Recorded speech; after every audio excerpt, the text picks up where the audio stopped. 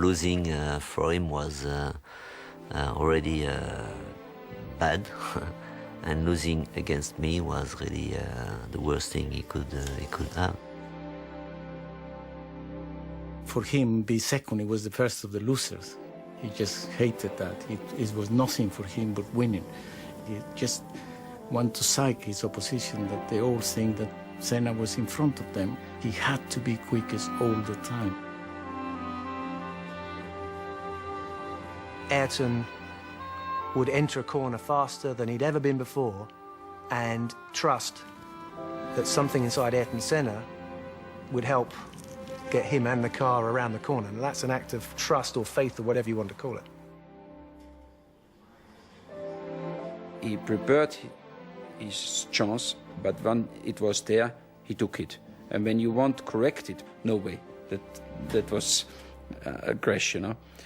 So in the end of the day, when you saw the yellow helmet, you know you're in troubles. I always thought that he was just too intense about winning, and he actually believed that he had a God-given right to win.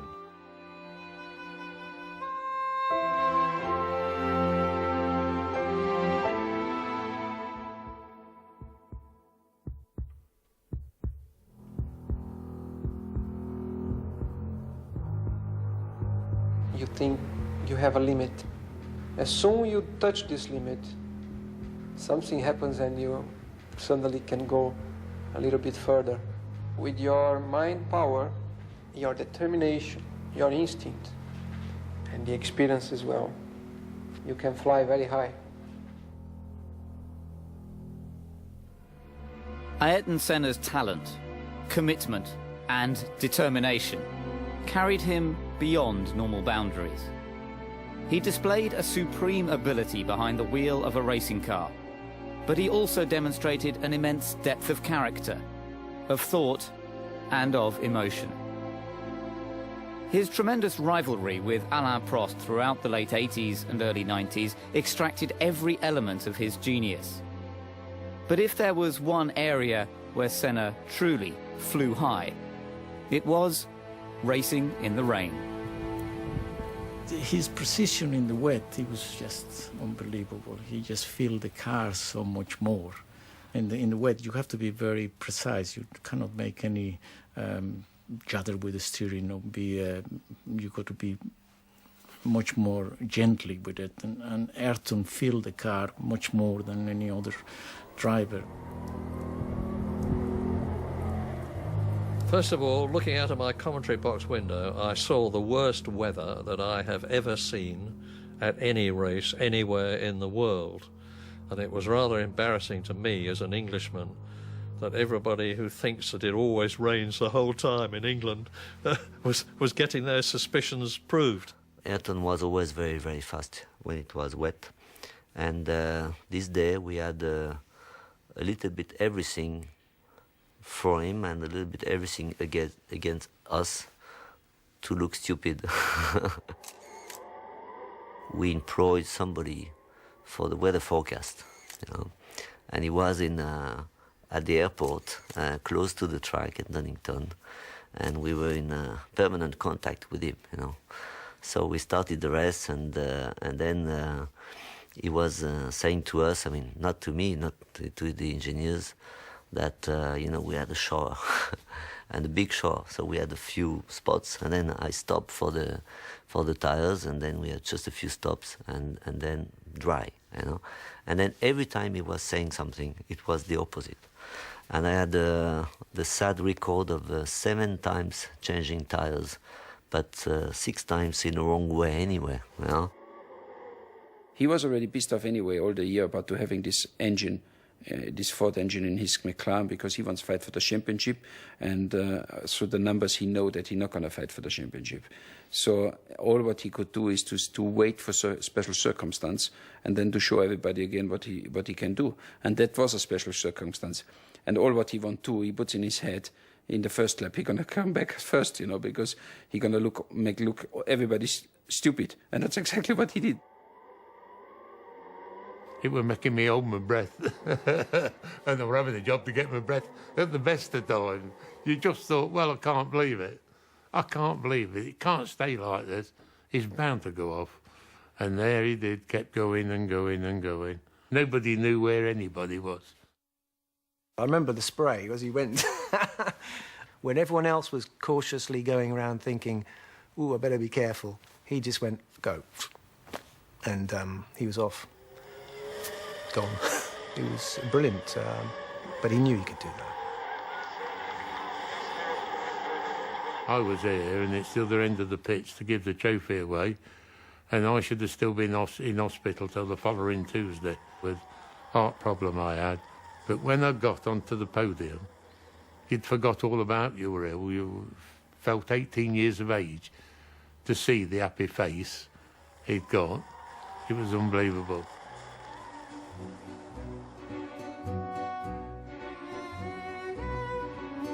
His roots were firmly grounded in the sprawling steel-making city of São Paulo, the industrial heartland of Brazil. Here, amid the energy and bustle of South American commerce, Ayrton developed his talents on the kart track at Interlagos and began a collection of trophies that would become greatly cherished by his close-knit family. O Ayrton sempre foi uma pessoa extremamente determinada. Ele sabia exatamente o que ele queria e ele ia atrás daquilo até conseguir. Ele era extremamente persistente. Quando ele era pequeno, a gente chamava ele de teimoso, porque ele ia assim até o fim, aonde ele queria chegar.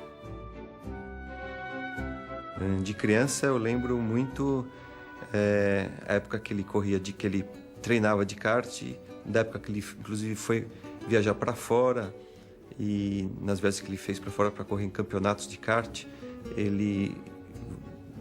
eram viagens rápidas, mas que sempre tinha uma expectativa muito grande de que resultado que ele ia obter, e sempre teve, cada ano ele tinha resultados muito positivos. Então as minhas recordações são muito ligadas a isso, porque a vida dele era muito, muito ligada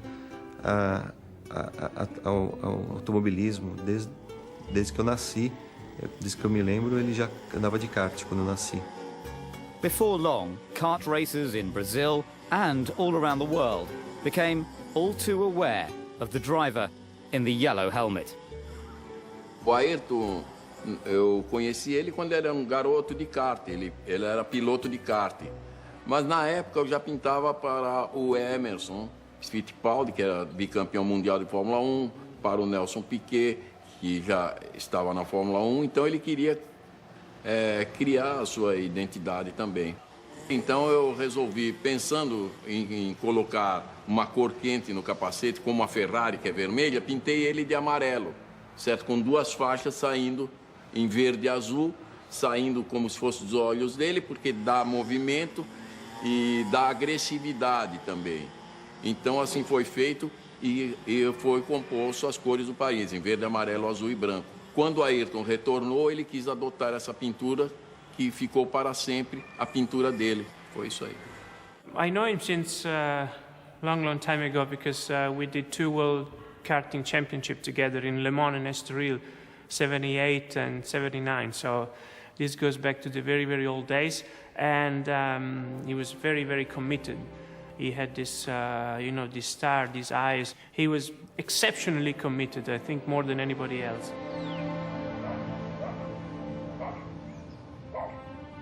A gente sempre foi uma família super unida, e quando Ayrton foi morar na Inglaterra, todos nós sentimos muito, e ele também, né, a falta, a distância.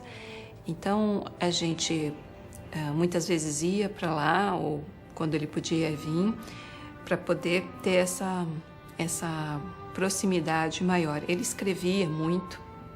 Cada corrida que ele fazia, ele escrevia detalhando cada curva, cada coisa que ele tinha feito.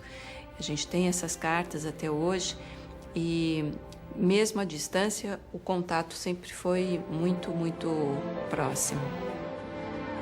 Como o Ayrton, quando foi para lá, ele não sabia inglês, então ele ficava em frente da televisão, horas e horas, tentando entender o que estava se passando, procurando aprender a língua e se concentrando. Ele também não sabia cozinhar, nunca soube, e na verdade ele passou alguns anos comendo ovo frito, ovo cozido, ovo mexido, todos os tipos de ovos possíveis e imagináveis, porque era o que ele conseguia fazer. Quando o Ayrton me procurou, em 1984, em janeiro, ele tinha muita preocupação com o preparo físico, com a sua saúde, porque ele era muito magro, uma pessoa realmente fraca, e era até chamado Franzino Ayrton Senna pela mídia. Nós iniciamos um trabalho, percebemos a vontade férrea que ele tinha de buscar ser mais forte, mais resistente. Era uma pessoa que tinha uma força interior muito grande, porque ele não media esforços. Se alguém perguntar qual a diferença do Ayrton, é esse fazer. Porque saber de cabeça é não saber nada. E eu falava muito para ele isso. Ayrton, o sábio não é o que sabe, o sábio é o que faz aquilo que sabe.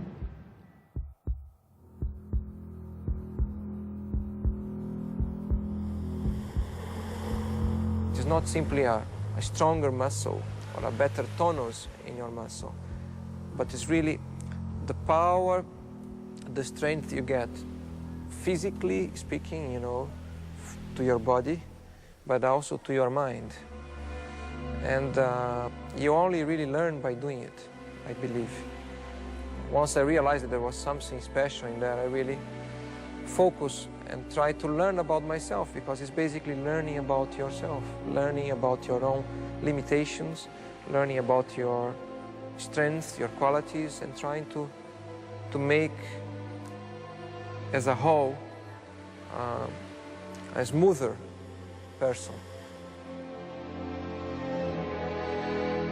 I don't remember exactly, but certainly in 1983, I was very much aware of him in Formula 3 in England, and he was very persistent, about winning. He was very good at that already that early in his career, but very persistent about trying to persuade Patrick and myself to let him test. I was first driving a Grand Prix car in a Formula 1 car. That first drive came at Donington Park in England, at the wheel of the Williams FW08C, the model of car that had taken Keke Rosberg to victory in Monaco earlier the same year. Ayrton turned up, made himself comfortable in the cockpit, remembered all the instructions about what everything was for in the cockpit.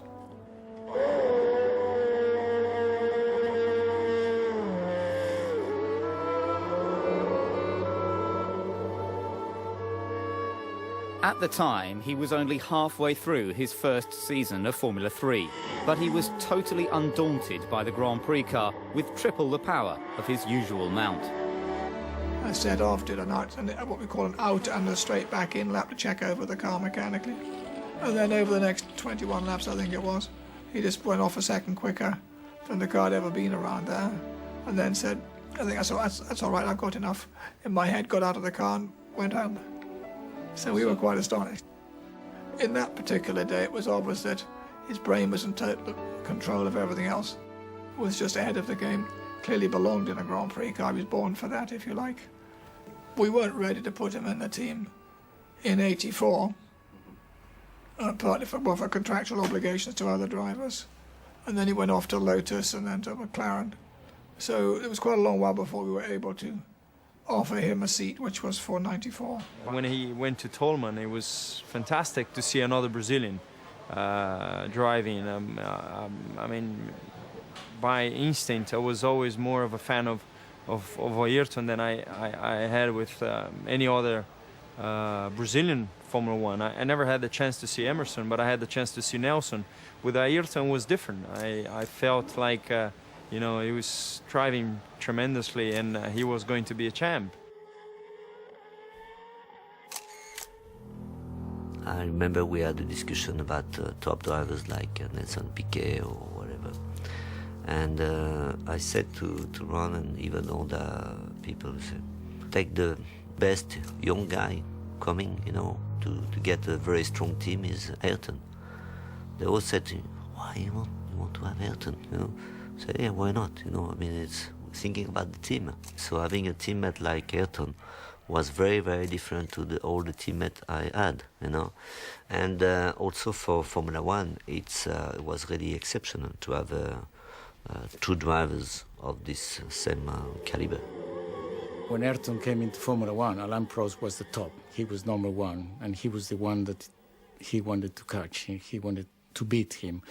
And when he started testing with us and racing with us, he was not interested in anybody else in the grid. You know, just Alain, what time did he do? What tires is he using? What rear wing has he got? What springs has he got? He just wanted to know what Alain was doing, and that's the one he wanted to beat. He was a man like no other man I had ever met before. He was almost a mystic. He was very, very, very intense. He was a charismatic personality. He could be absolutely charming, but there was another side to his character. He was absolutely ruthless when he was in the cockpit. And he was an intensely religious, God-fearing man. And he actually believed that he had a God-given right to win.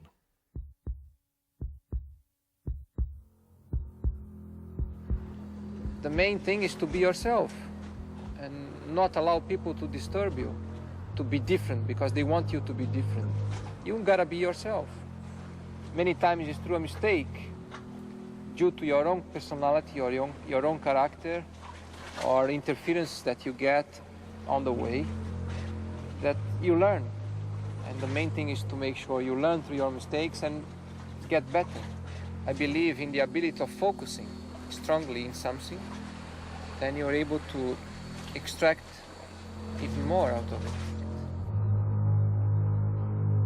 His whole life was concentration for the race or for the championship.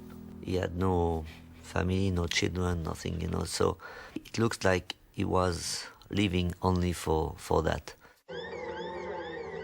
Ma durante le corse la cosa più difficile è quella di tenere la concentrazione, essere sempre concentrati, di non avere problemi che possono distogliere l'attenzione ai problemi reali della corsa, essere preparato tecnicamente e sapere cosa fare nel momento migliore e non fare errori né dal punto di vista tecnico né dal punto di vista umano. In the time of the very sophisticated racing cars we had with skirts and electronic suspension, you know, that way you have to put the car up on the straights and then lower down before the corner. You have to do so many things on the car. Ovviamente qualsiasi pilota che partecipa ad una manifestazione sportiva automobilistica, a prescindere che sia Formula 1 o altre categorie, è esposta a dei rischi. Questi rischi sono considerati, nessuno corre senza utilizzare la testa, perché un pilota senza la testa non ha futuro. Un pilota senza la testa ha una carriera molto breve perché farà molti incidenti e si farà sicuramente male. Quindi questa è una categoria dove serve essere veloci, performanti, costanti e intelligenti. As a racing driver, one has to be in tune with your emotions, your body, your mind, your psychology, all these things. So I think Ayrton had those qualities in abundance, and he was questioning. He seemed like a driver who was constantly questioning what it was to be a racing driver. Once he get into the concentrate, he didn't feel anymore any pain, he didn't feel anymore any stress, he didn't feel anymore. He was just in another world. As we all been, a kind of, but his one, he was more intensive. He was a step ahead. There's a state of mind that one is raised to, where it becomes sort of transcendental, And Ayrton spoke about things to do with his concentration when he was in qualifying. He talked about a state of mind that he got into whereby he was there but not really driving the car. And these are things that speak of his level of concentration that he achieved as a racing driver. You had to do these famous qualifying laps. It was something where you was in the box, you watched still the monitor, you watched your competitors, you had to talk with your engineer, how is the wind, how is the sun, how is the asphalt temperature. And then suddenly the engineer told you, now let's go. That let's go means you had to switch a button and to say, okay, and now I have to be fully concentrate and actually getting into another vault where everything start to go in slow motion, because when you do quick lap, you try to see everything in slow motion, to do all the fine things right. And it's a kind of a dream. Everyone who followed Formula One recognized that Senna was the master of qualifying. If you go for a corner on qualifying tyres with extra horsepower and you've never had that all weekend, how do you anticipate how fast you can go? How do we know how fast the car is capable? So Ayrton would enter a corner faster than he'd ever been before and trust that something inside Ayrton Senna would help get him and the car around the corner. And that's an act of trust or faith or whatever you want to call it. He explored his ultimate capabilities more than any driver seems to have done. The thing with him, he was such a good driver that he used to adapt to the car. When he couldn't make the car going quicker, he could make quicker a wheel bar, whatever you give him in his hands, he could make it quicker, because he changed the car and he didn't get it to his liking. Then he adapted to the car. How many times you have a car that is perfect how you like it? When you have a car that is perfect, Alain was unbeatable. Alain Prost was really good when the car suited him, but it suited him just a few times, not always. I was doing all the tests, and in winter I was not testing. I was doing all the tests for him, and to set up the car, I don't think he was the best driver, but driving mentally and getting the pole and being quick on one lap, and he was really the best, So I don't think I learned very much, because it's a little bit easier to learn about the car and the way you can improve the car than the mental way, because you cannot change your mental just like this when you decide it, Fórmula 1 tem uma exigência absurda. Não sei se você sabe, o piloto tem uma frequência média de 180 batimentos por minuto. É uma loucura, com picos de 220, 230. E apesar de ele estar num carro aberto, o calor é muito grande. Então a exigência do piloto é completamente diferente de qualquer esporte. É muito estressante.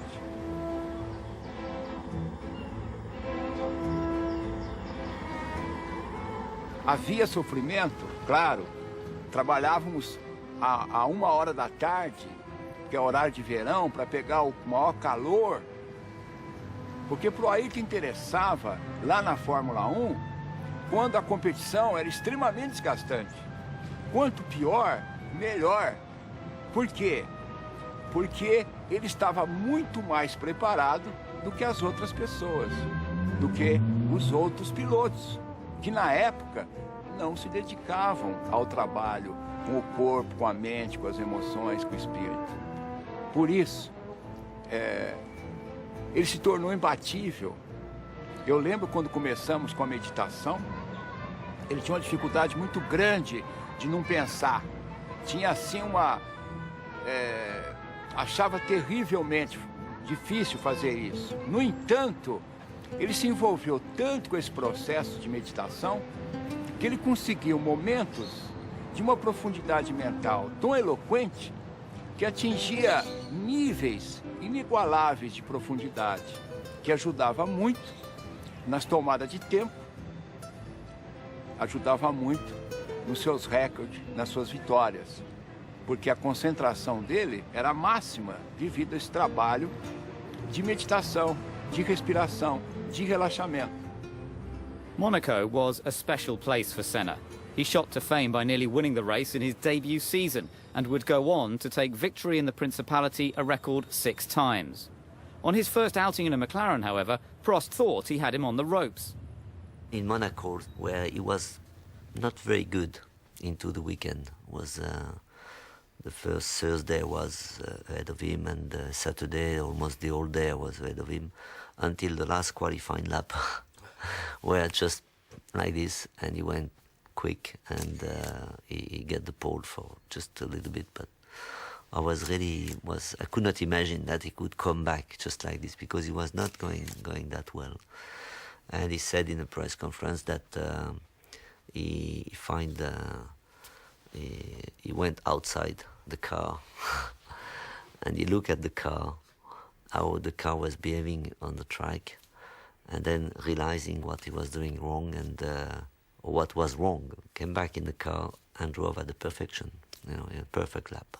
For me, it was very difficult to hear that. In fact, it looks like everybody needed a guy like that. He was different. I was too boring, and he was different. Once you win it, and you've got to go all the way to the end, because you commit yourself to such a level where there is no compromise. You give everything you have, everything, absolute everything. And sometimes you find even more, because it requires more if you want still to be ahead, if you want to win. The uncanny will to win that he had, I've never seen it in any other sportsman. I certainly haven't been connected to anybody that had that fear, determination to succeed and to win. It was just like Alain Prost said, for Ayrton, he is willing to risk that little bit more than any one of us will do. And maybe, for him, be second, he was the first of the losers. He just hated that. It was nothing for him but winning. Losing for him was already bad, and losing against me was really the worst thing he could have. And that's why his whole motivation was to beat me.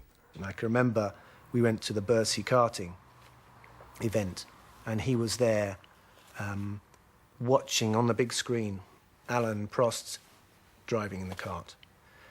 And he never took his eyes off that. And he watched Alain Prost driving a go-kart.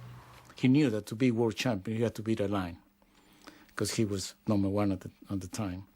I remember one race, and I think it was the Belgium Grand Prix. Ayrton always used to try so hard in qualifying that after qualifying, before he took his overalls, he sit in the corner of the track and he just get all his adrenaline back. Alain and I were looking at the times, and Alain could say, I just can't believe how he could be so quick. Where is he beating me? Anywhere else, but here, I always quick here. How he can be? And then as I look at Ayrton was sitting up and he looked at me and he winked an eye, and I thought that he just felt so satisfied I have beat Alain, and he had recognized that I'm quicker than him, and it was so, for him, that was kind of a stage in his career, and he thought, well, I can now begin to think of being world champion. When Ayrton came along in his footsteps, his approach was in many ways similar. It was cerebral. That means he used his head at all times. But he did so with more dash and determination than you ever saw in Alain. Alain had plenty of determination. He never exposed it. Ayrton, it was all about drive and courage and let's go for it. We'll just leave the rest to me when he was in the car. Formula One drive, all sportsmen are gigantically competitive. They're there to win. And you've got two very different people in Alain Prost, the professor, who was quiet, very quiet. He always spoke very quietly indeed. Very, very smooth, very experienced, up against Senna from South America with a very different temperament. And so it could not have been better from a journalist's point of view or a commentator's point of view. The fact that we were fighting so hard together, we were putting the level of, the performance of the car and the team at a very high level. And if you're talking about the briefings, we were spending 3, 4, 5 hours into the briefing.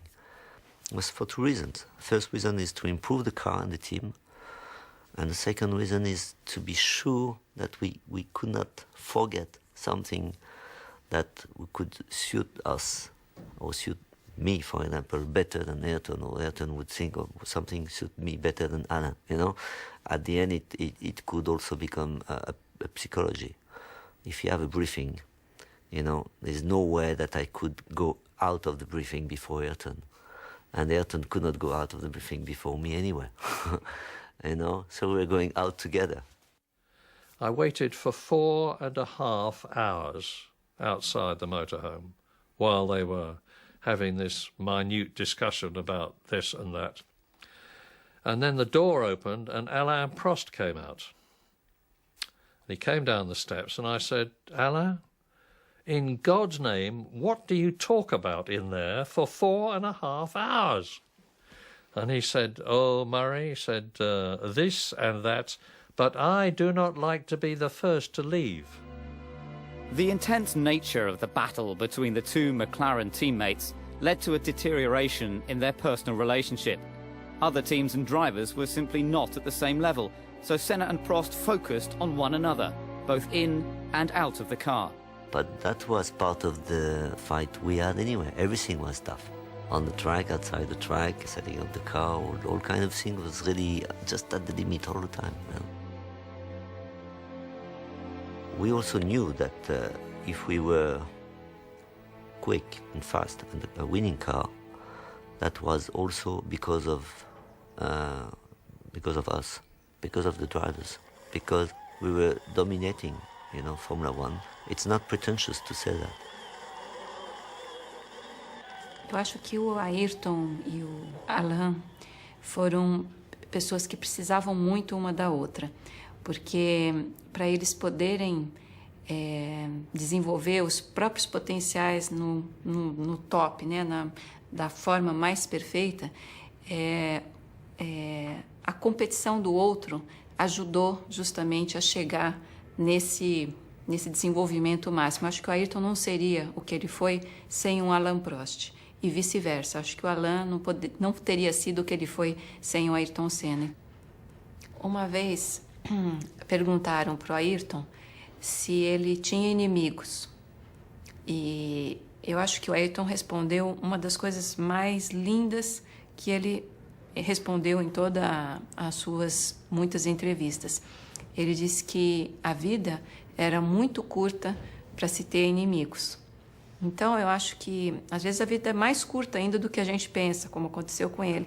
Eu acho que essa frase é perfeita, seja no momento que ele e o Alain eram inimigos, ou depois, que nem eram, mas para qualquer condição como essa, eu acho que essa frase é perfeita.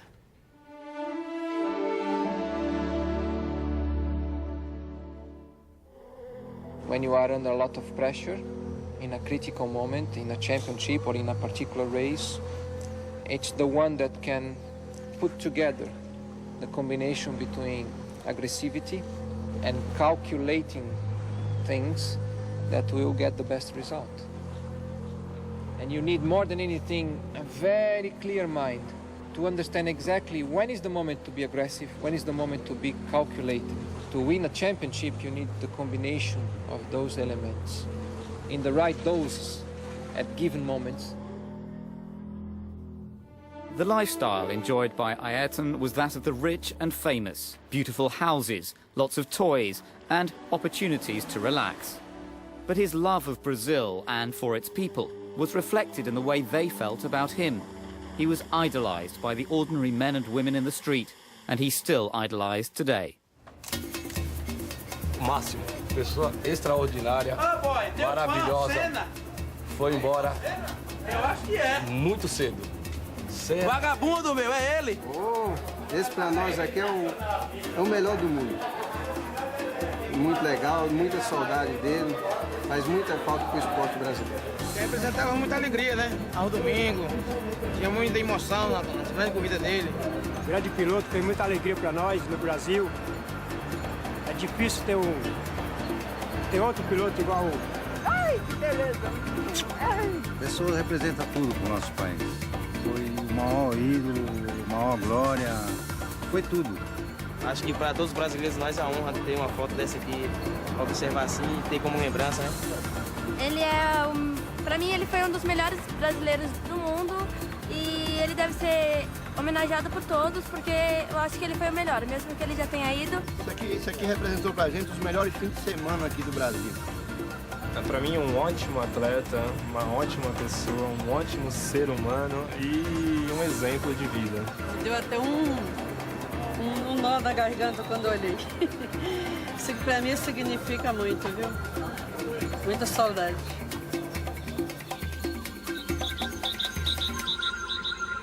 Despite the access that Ayrton had to his own slice of paradise, he was always aware that there were many Brazilians who battled not for world championships, but simply to put food on the table and keep a roof overhead. And it mattered to him more than many people knew.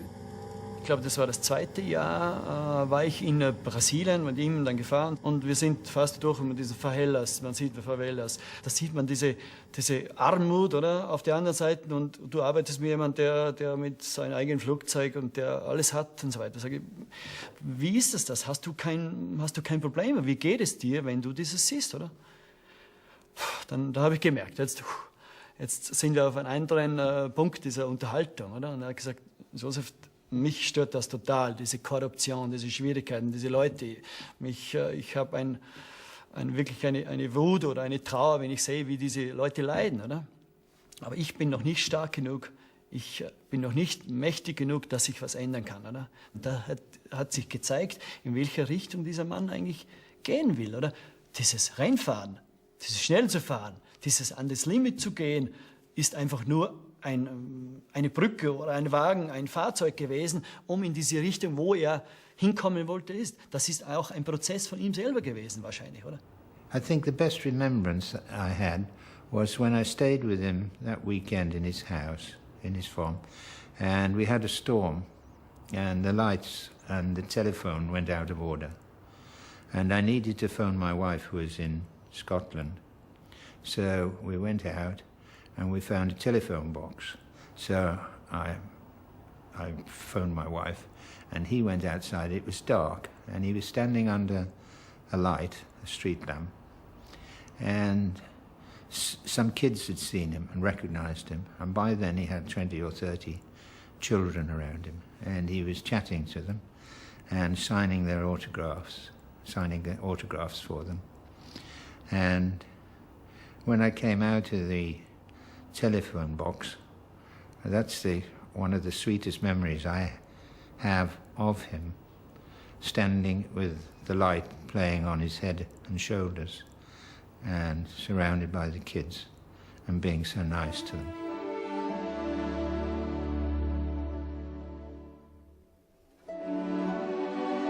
Dois meses antes do acidente, o Ayrton me procurou e disse que ele gostaria de fazer alguma coisa para ajudar crianças e jovens e me pediu para pensar a respeito e a gente voltaria a conversar.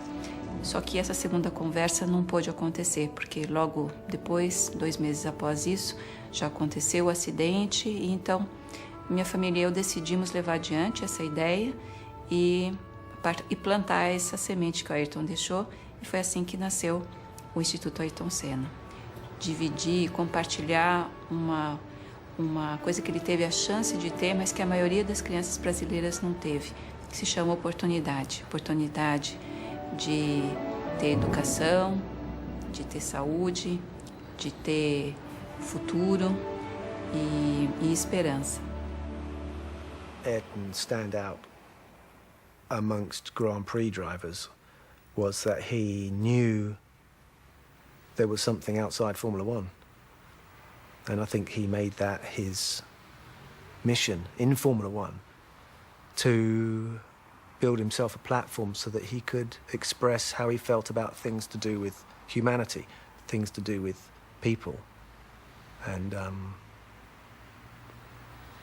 maybe his approach within Formula One was ruthless sometimes, maybe not humanitarian even.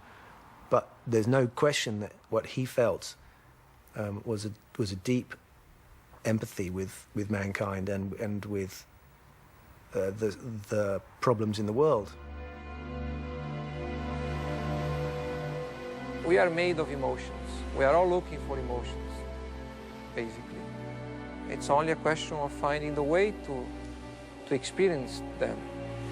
There are many different ways of experiencing emotions. Perhaps one different thing, only that one particular thing that Formula One can provide you is that you know you are always exposed to danger. Danger of getting hurt, danger of dying.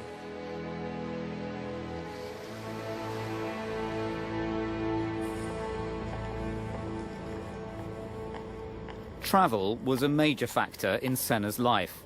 To ease the strain, he acquired his own aircraft and employed the services of a private pilot. Over a period of 4.5 years, Owen Omani got to know his employer extremely well.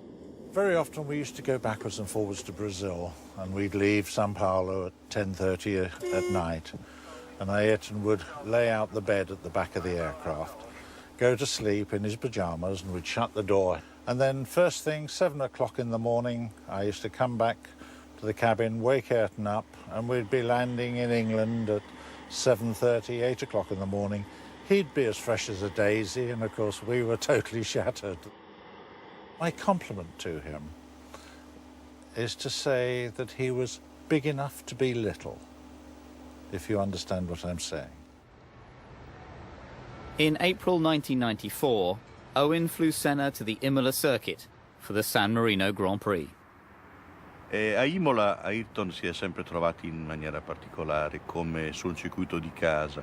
Da allora, dopo l'84, Ayrton Senna ha conquistato 8 pole position in 10 anni. Ha cominciato con le Lotus e poi con la serie incredibile con McLaren per finire con Williams, e anche l'ultimo anno in cui lui corse a Imola era chiaramente in pole position.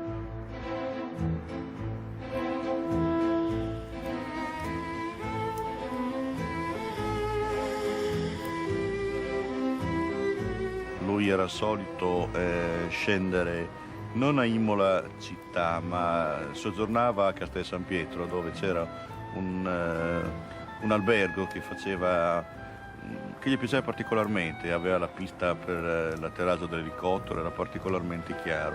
Era l'Hotel Castello dove lui e la sua squadra risiedevano. Era una persona comunque molto, molto semplice, dolce e soprattutto riservato. Infatti chiedeva spesso di mangiare qui da noi nel ristorante, però voleva magari l'ultimo tavolo, quello più nascosto, più diciamo lontano dalle persone. The whole weekend was terrible. I mean, when first of all, the accident of Ruben Barrichello. Then the day after, Roland Ratzenberg, and Ayrton only met him the day before because it was his first Grand Prix, and he was very upset about it. The team manager for Ratzenberger arrived, so I had to tell the team manager what had happened, and Senna was standing alongside me when I did that, and the team manager went away, and then Ayrton got very, very upset and cried a bit. And that's when I said to him, you know, Ayrton, you've been 3 times world champion, you're the fastest man in the world, and you like fishing. So I said, why don't you quit? And I'll quit, and we just go fishing. So when you asked him a difficult question, he wouldn't answer immediately. He would think. And he could see he was thinking, and how was he going to deal with that suggestion? And then finally he said, Sid, I can't quit. And I suggested to him that he didn't drive the rest of that weekend. And he said, and I've got to drive. I've got to drive tomorrow. He said, there's no way that I can stop driving at the moment. A special hello to our dear friend Alan. We all miss you, Alan. In the morning, when we had this TV coverage, so I was doing my job, and then we look at the commentary of Ayrton, and the first thing he says is not, okay, I take this corner in first gear, second gear. He said, this first hello to Alain, Alain, I miss you. And I was really, on live, and they put that in the morning, they put that before the rest. I mean, again, people, so at the end it was like a sort of, all the friendship we had was a little bit hidden, with all the fight we had was really, just, we in the last 2 weeks, we had a sort of, so, that's good, but in a strange way also. The last thing I remember in one life was there, of course, as a Ferrari driver, the Italians have a special way to celebrate you. And when they announced my name, the Italians was jumping and shouting. And I was just in front of his car, and he was in the car, and he looked to me, and he was laughing and things. So you really could see we was friends. It was an honest laugh. He was even happy if something went well for me. And that actually is the last time I really looked to his eyes, and we just been we seen each other. There have been many heavy accidents before. I had a very heavy accident in '89. I nearly died there, and Ayrton, one day after, Ayrton phoned me in the hospital how I am, and I said to him, I'm okay, but I think this corner, it's very dangerous, and I think one day somebody gonna die there. It's too dangerous and should be doing something. But okay, we was talking a bit, and then we went to testing to Imola a couple of months later, and Ayrton and myself say this corner should be changed, and we walked to this corner, and we looked how it could be changed, and we looked over the wall, and Ayrton says to me, but look, Gerhard, I cannot change this. There's a rebar behind, so there's no way to move the wall. And we look both and say, yeah, unfortunately there's a river behind, we cannot move the wall, so that's how it is, and we walked back again. And it was exactly the point where he died.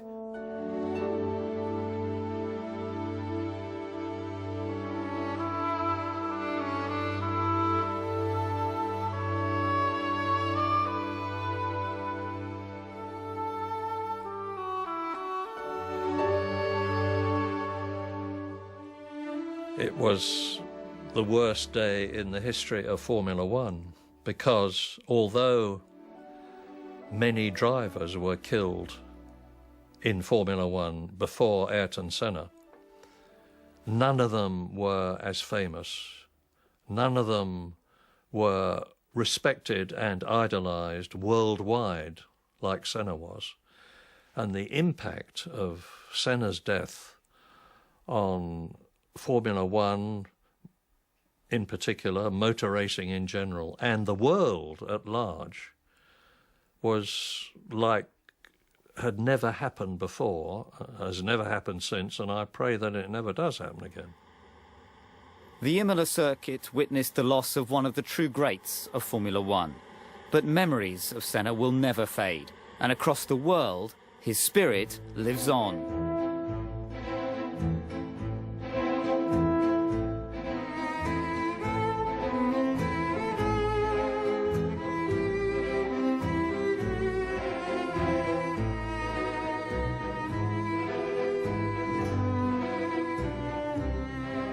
A ideia que eu tenho é que ele está muito próximo. Eu não sei como explicar.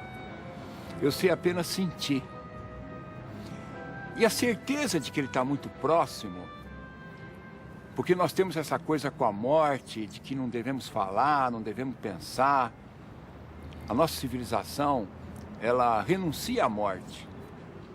Então, esses 10 anos parece que fica mais profundo, mais intenso, porque vão surgindo coisas no nosso inconsciente, esquecidas da sua meiguice, da sua forma de ser tão simples, que era a coisa que mais me marcou, era o jeito dele, humilde, simples.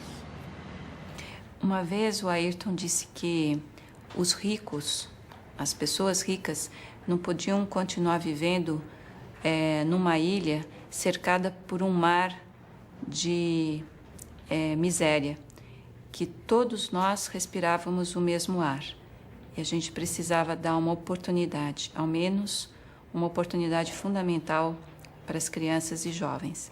Então essa é uma visão que o Ayrton tinha, que eu tenho e nasceu da minha família, como uma educação de valores que respeita a pessoa do outro e pensa que é importante que todos nós possamos ter oportunidades, dar certo, respeitar as pessoas e ser responsáveis, ser corresponsáveis pelo próprio país. Nesses 10 anos de trabalho, nós estamos completando também 10 anos esse ano, nós atendemos a 3.930.000 crianças e jovens em todo o país. If I did the things I did, it's because I had, first of all, a good opportunity in life to grow properly, to live well, live healthy, learn a lot, and I was led at the key moments to the right direction, I believe.